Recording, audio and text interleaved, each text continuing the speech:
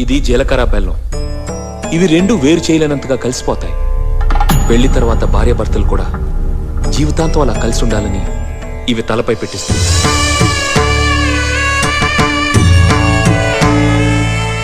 ఇది మంగళసూత్రం. మంగళం అంటే పవిత్రత, సూత్రం అంటే తాడు. ఇది మెడలో పడగానే పెళ్లి అగ్ని కంటే పవిత్రం అవుతుంది. పుట్టింటికెళ్తే అత్తారింటిని, అత్తారింటికెళ్తే పుట్టింటిని మర్చిపోకూడదనే 2 బొట్లున్న తాళ్ళని మెడలో కట్టిస్తారు. తలంబ్రాలంటే తలపై నుండి రాలిపడేవి. ఆ ఇంట్లో సిరి సంపదలు కూడా అలా వచ్చి పడాలనే తలంబ్రాలు పోయిస్తారు.